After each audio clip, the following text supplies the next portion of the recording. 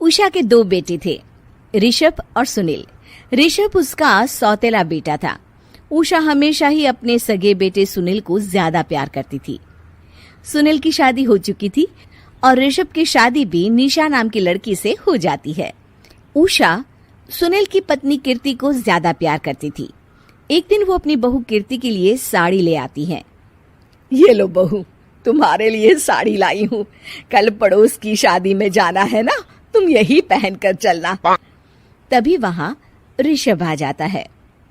अरे माँ, तुम निशा के लिए साड़ी नहीं लाई? वो भी तो कल शादी में जाएगी ना? हाँ, वो भी जाएगी, पर उसके पास तो काफी साड़ी होंगी ना। अभी अभी तो शादी हुई है तुम दोनों की, तो उसी में से कोई पहन लेगी वो। ऋषभ ये सुनकर उदास हो जाता है।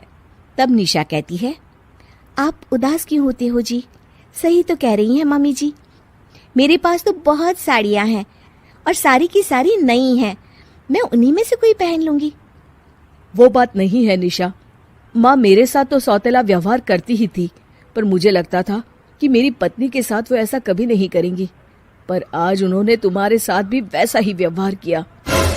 ऋषभ उदास होकर अपने कमरे में चला जाता है।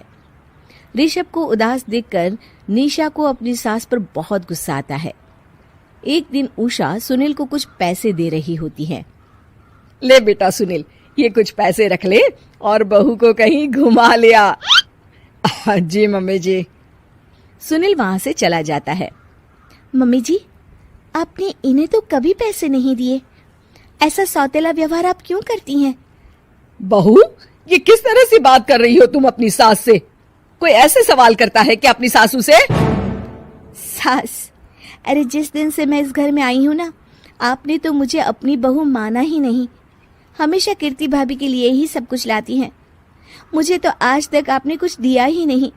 क्या मैं जानती नहीं कि आप ऐसा क्यों करती हैं? देख निशा, तू अपना काम कर, समझी? मेरे से बहस करने की कोई जरूरत नहीं है। तभी वहां ऋषभ आ जाता है। निशा, माँ से ऐसे बात नहीं करते। तुम जाओ अपने कमरे में। हाँ, जा रही हूँ। मुझे भी इनसे बात करने का कोई शौक नहीं है। निशा अपने कमरे में चली जाती है और ऋषभ भी वहां आ जाता है। निशा, तुमने माँ से क्यों झगड़ा किया? क्योंकि आप तो कुछ कहते ही नहीं, बस चुपचाप सहते रहते हैं। किसी को तो आवाज उठानी होगी ना। कोई बात नहीं निशा, तुम गुस्सा मत करो, शांत हो जाओ। निशा रसोई में खाना बना रही होती है। तभी वहां कीर्ति आ जाती है। निशा, तुम मार्केट से ये सामान ले आओ। मैं क्यों जाऊं? आप भी तो जा सकती हो ना।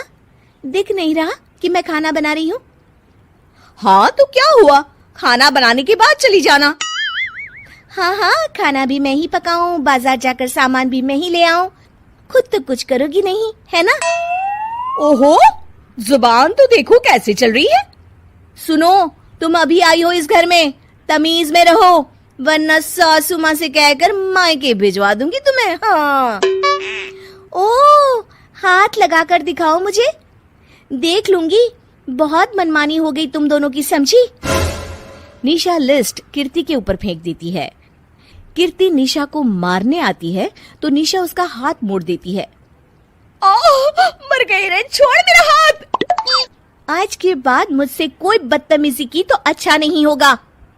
कीर्ति रोते हुए अपने कमरे में चली जाती है। उस निशा चुड़ैल ने मेरा हाथ मोड़ दिया, मुझे नहीं रहना इस घर में। अरे कैसी बेकार की बातें कर रही हो? अरे निकालना ही है तो ऋषभ और निशा को निकालेंगे। नहीं, मुझे अलग घर चाहिए। कान खोलकर सुन लीजिए, हम दोनों इस घर से जल्द जाएंगे।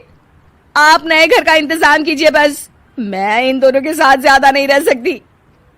हाँ, वैसे मैं भी कुछ दिनों से सोच रहा था। अच्छा हुआ तुमने कह दिया, मैं माँ को भी बता देता हूँ। माँ, वो क्या करेंगी तुम्हारे साथ जाकर? मैं चाहती हूँ कि तुम और मैं, बस हम दोनों ही कहीं शिफ्ट हो जाएं, इस सब झमेले से दूर। अरे पर माँ को यहाँ छोड़कर इस तरह से जाना ठीक नहीं रहेगा कीर्ति। वैसे वो तुम्हें कितना प्यार भी तो करती हैं। नाम का ख्याल रखती है, क्योंकि तुम सगे बेटे हो ना, इसलिए। तुम अगर सौतेले होते तो मेरे साथ भी ऐसे ही सलूक करती जैसे अभी तुम्हारे सौतेले भाई और उसकी पत्नी से करती है। अरे पर फिर भी फिर भी कुछ भी नहीं। देखो, या तो हम दोनों इस घर से कहीं दूर जाएंगे या फिर मैं अपने मायके चली जाऊंगी। हाँ, बता देती हूँ। अच्छा बाबा, अच्छा ठीक है। सुनील अपनी माँ से बात करने आता है। माँ, मैं सोच रहा हूँ कि कीर्ति के साथ अलग घर में शिफ्ट हो जाऊं। अरे वाह बेटा, ये तो बहुत अच्छा सोचा है तुमने। कब शिफ्ट होना है हमें?